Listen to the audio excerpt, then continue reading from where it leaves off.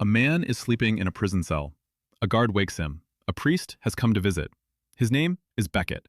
He offers the priest the cheesecake on his tray and jokes that he ordered vanilla but got chocolate. He tells the priest he appreciates him coming, but he's fine. The priest pushes back. He says most people in Becket's position feel differently. He says most people lack his sense of clarity and presence of mind. The priest says this may be the last opportunity Becket has to speak with anyone, and asks if there's nothing he wants to share. Becket glances at the clock, then asks if the priest knows why he is here. The priest says he knows a little. Becket says that is not true. The real story is much more impressive. The priest asks if he wants to share it. Becket warns him, it is a tragedy, and it does not start with him. It starts with his mother, Mary Estella Redfellow. She is a resident of Huntington, Long Island, and an heiress to a family fortune valued at $28 billion. Mary meets Gary one night and falls in love with him. She gets pregnant and tells her father. He thanks her for telling him, but she must abort the baby. Mary is 18 and strong-headed, so she chooses to keep it. Her father tells her to do as she likes, but not under his roof. So Mary goes from being Mary Redfellow of Huntington, New York, to Mary Redfellow of Belleville, New Jersey. She delivers Becket. His father is present, but the moment he sees the baby, he suffers a pulmonary embolism and dies. Mary is left alone, working at a department of motor vehicles. She tells Becket something important early on. They may have been kicked out of the family, but not out of the inheritance. Mary's father has drawn up an irrevocable trust to avoid paying taxes. That means the fortune, the boats, the real estate, an island or two, all of it passes down to the next oldest in line, no matter what. Becket, being the youngest, stands to inherit everything. He just has to wait for all of them to die. His mother makes sure he gets every advantage a highborn kid gets: culture, class, education, and style, despite their financial condition. Then, one day, he sees her. Her name is Julia Steinway. He knows immediately they are a perfect match. She comes up to him at her birthday party event and starts firing questions. Who invited you? Where do you live? Do you live on the street? Becket says he lives in Belleville Township, but not forever because he is due to inherit a considerable fortune. Julia thinks he is trying to impress her. She says she does not mind if he is. They kiss during a blackout at school. Then his mother falls ill. She is young and did not pay attention to the symptoms, neither did the doctors. Mary's family knows she is sick and could help, but not a single word comes from them. As she is dying, she makes Becket promise one thing. He will not quit until he has the right kind of life. The kind of life she raised him to have. The kind of life he deserves. He promises.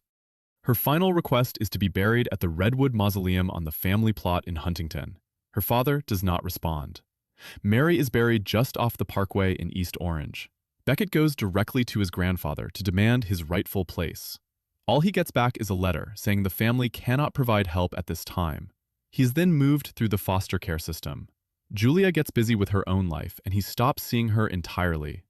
Years later, he is now working in a clothing store. He wears a suit and keeps quiet tabs on the Redfellow estate. Their mortality rate is low. He has accepted that he will not see that fortune in his lifetime. Then Julia walks into his workplace. She recognizes him immediately and jokes that with the Bluetooth earpiece in his ear, he looks like he is in the Secret Service. Becket says he is and cannot really talk about it. She tells him about all the places she has been. He tells her he is still in the same place as before. He asks her for drinks sometime.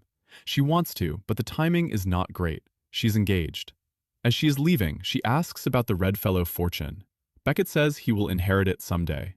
She smiles and says, "Call me when you have killed them all."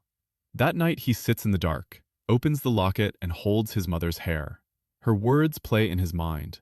He counts the Redfellows still walking the earth, 7 of them, while his mother lies in the ground. He thinks about pruning some branches from the family tree. He thinks about where he would start. Meet Taylor Exeter Redfellow. He is a broker at his father's firm and Becket's cousin. He likes to party and likes attention. Becket starts studying him. Then, one day, Becket's employer delivers bad news. Becket is being transferred to the warehouse. The owner's 19-year-old dropout son is taking his spot. Becket pleads his case. Nothing comes of it. He storms out. At a beach house party, Taylor arrives by helicopter and drops cash from it, laughing at the people scrambling below.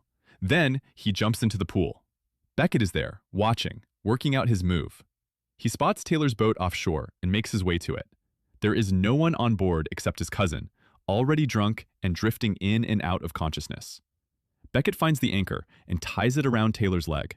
Just as he is about to drop it into the sea, he pauses, takes a breath, processes what he is about to do. Then, Taylor stirs and asks who he is. It startles Becket. The anchor drops. Becket looks at him steadily and says, "I am Becket." Taylor is dragged into the sea. Just like that, it is over. It was easier than he expected. Becket attends the funeral. He spots his uncle Warren Redfellow, Taylor's father, and introduces himself as Mary's son. They go for drinks.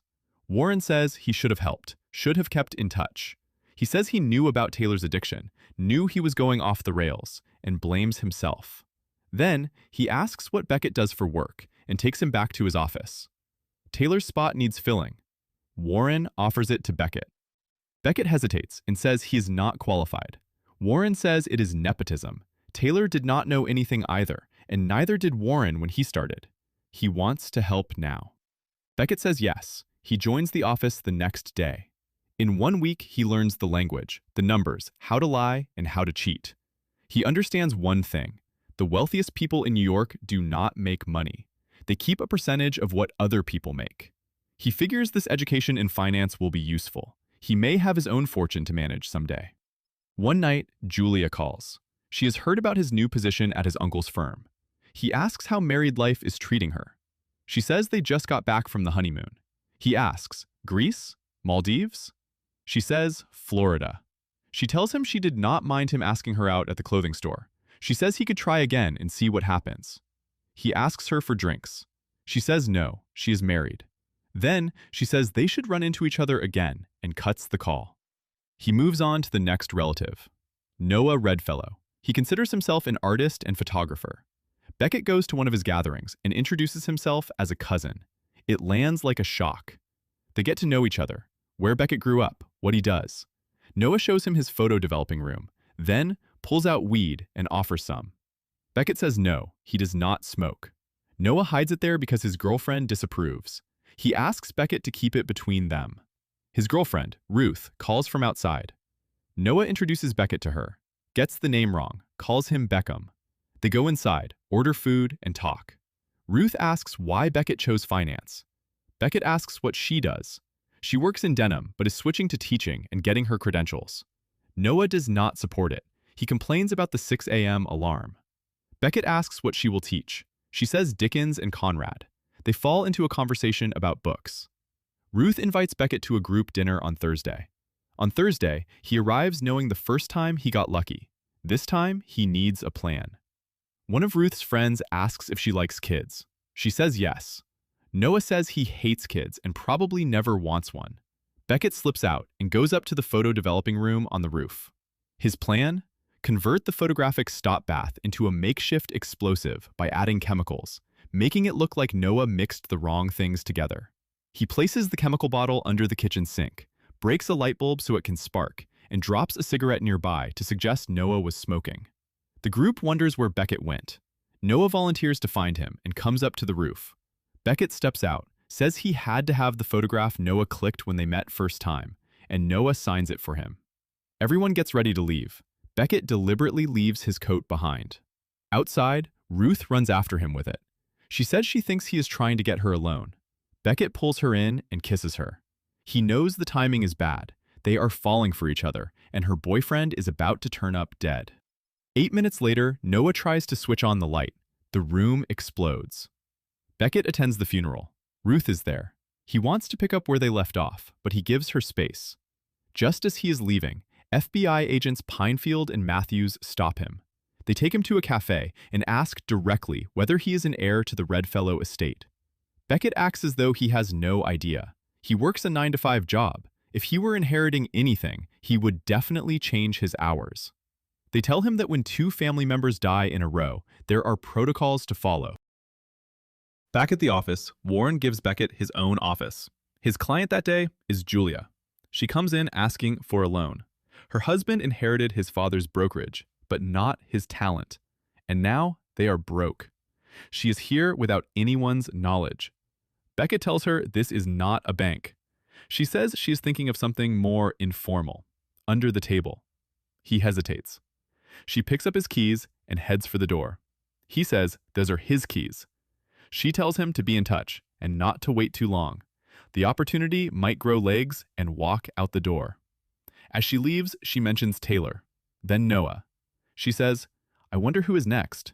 If I were you, I would be nervous. I will expect to hear from you. Until then, I know you will make a killing. Becket is not ready to be rattled. He gives a similar set of clothes and a hat to Ethan from his office and sends him out to buy a hot dog. The CCTV captures it. The next Redfellow is Stephen, a high-profile megachurch pastor who presents himself as a spiritual leader. He has been indicted in 2 countries for money laundering and has a lawsuit from a former business partner. If he ends up dead, nobody will look twice at Becket. After one of Stephen's performances, Becket follows him backstage and introduces himself as a reporter. They talk. Becket asks about a picture behind Stephen. As Stephen turns to explain it, Becket moves to the desk and empties something from his pen into Stephen's smoothie. He quietly returns to his seat. Stephen knows Becket is not the reporter he was expecting. He puts a katana to his throat and asks who he is. Becket tells him he is not a reporter. He is his cousin. Stephen relaxes. He drinks the smoothie and says, something tastes off. Becket excuses himself and leaves. The poison in the pre-workout makes it look like a heart attack. There is another funeral. One day, Becket meets Ruth. She tells him she was going to break up with Noah the following weekend. Now that he is dead, she feels relieved, almost happy. Becket asks her to dinner this week. He says his office can make reservations. She says a home-cooked meal is enough for her. One night, Becket comes home with groceries and finds Julia already inside. She says she took a key in front of him. She waited and got no response to her emails or calls. He says he was busy. She tells him the truth. She is broke. Her husband lied for years, and he is a coward. She then asks Becket to share something as well. She says she will not judge him. For what, he asks. She says she just does not like things to be sour between them. She likes it sweet. The doorbell rings. Ruth is at the door. Becket pushes Julia out through the back. Julia is not pleased. He opens the front door and tells Ruth the kitchen is a disaster. They should eat out instead. They talk and eat and enjoy each other. Ruth is now teaching and telling him about the children. She says that working in fashion was her lifelong dream. She had tunnel vision for it. And now all she thinks about is the time she put in, knowing the whole time she did not like it. She says she might have been happier making less money and keeping a cactus garden. It is just scary to dream small, she says. Nobody teaches you that. Back in the prison, the priest asks, if he had a good career and had met someone, was that not enough? Becket agrees that everything was going well. Not one death had been investigated as murder. So he thinks he must be good at it. But the family had begun to notice something. His aunt Cassandra Redfellow is next. She became famous for adopting 11 children from 11 different countries, all speaking different languages. After hearing about the deaths in the family, she installs the most advanced security across all her properties. But there is no security at her spa. Becket poses as a staff member and offers a custom teeth whitening service. She accepts. The formula he mixes at home has something extra in it. The police will trace it to an off-brand batch from her last adoption trip to Cambodia. There is another funeral. Then there is MacArthur Redfellow.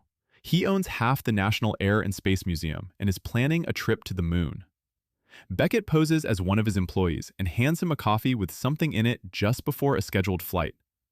All it takes is a laminated pass and a shirt from the mall. MacArthur loses consciousness mid-flight and meets an unfortunate accident. One day, Becket and Ruth are looking at a house. He asks if she wants to live there with him. She says yes. He mentions a loan issue, but he will get it from Warren. Ruth says she liked him even when he lived in Newark and took the bus.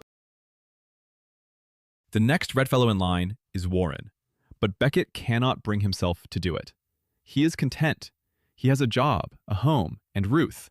He does not need the inheritance. He has more important things going on anyway. His engagement party is coming up. Ruth asks him if he feels like something strange is happening to the Redfellow family and says she is worried about him. He says, maybe it is over. It's just a guess, he tells her. On his way to the office, the FBI agents stop him again. He brings them inside. They press the issue. He has maintained he does not know he is an heir. They have done their research and placed the proof in front of him. He acts shocked and says he had no idea. They ask where he was the day Stephen Redfellow died. He opens his laptop and tells them he was out buying hot dogs. The agents do not buy it. Nobody remembers buying a hot dog on a specific Sunday 4 months ago. It was Ethan on the camera, but they cannot prove otherwise. From that day, they start following him. Then, Warren has a heart attack. This time, it is not Becket. He is there and takes him to hospital himself. Warren tells him from his bed, never chase the rabbit. He is 61 years old and Becket is his only visitor. He tells him to go find the person he loves most. Becket attends Warren's funeral. Now only one remains, his grandfather, Whitelaw. He can finish it or leave it. He wants to leave it. He has everything he needs. Then a letter arrives from Whitelaw, asking him to come for dinner at the estate tonight. Today is also his engagement party. He calls Ruth to let her know. She is reluctant. He had always said he would never meet the man. He tells her this is an opportunity he may not get again. She tells him to be home by 7, or he will miss his own party. When he reaches his office, Julia is there. She hands him a package. Inside are photographs placing him at the scene of every death. She grew suspicious when Taylor drowned. Taylor had won a swimming scholarship. She had someone follow Becket. He asks in anger what she wants. She says to finish what he started. He says he is under FBI investigation. She points out that he is still here, which means they have no case. But she will need a down payment, $300,000. Her husband is sitting in his office right now, waiting for the check. If it does not arrive in 30 minutes, Ruth gets the same package. Becket tells someone at the office to sell some shares and drives straight to Lyle's office. He storms in, finds him, and hands over the check. He tells him to cheer up. He's going to make a lot of money. Lyle says Julia will just take it and leave.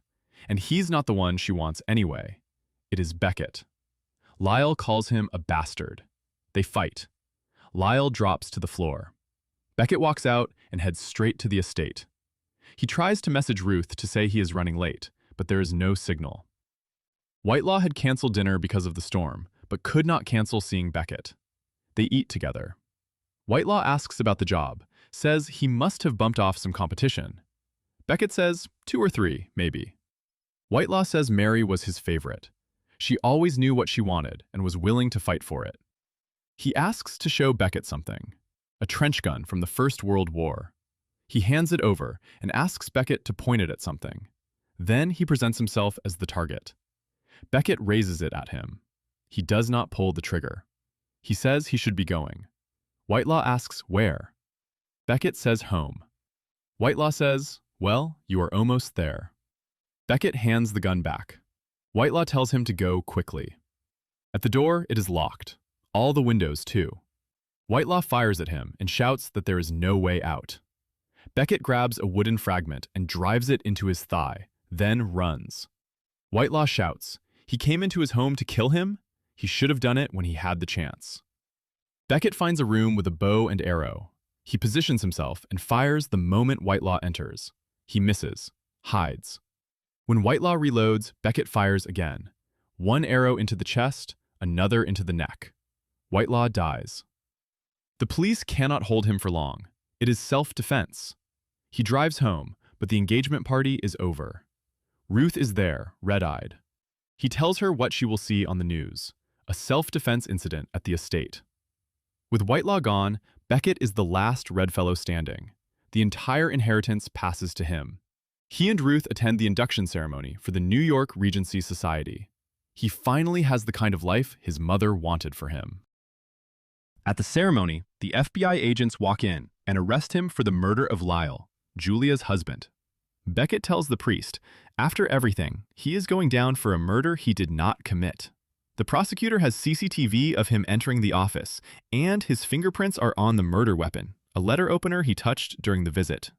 Julia testifies that she found her husband first and tells the court she was in love with Becket. The jury finds him guilty.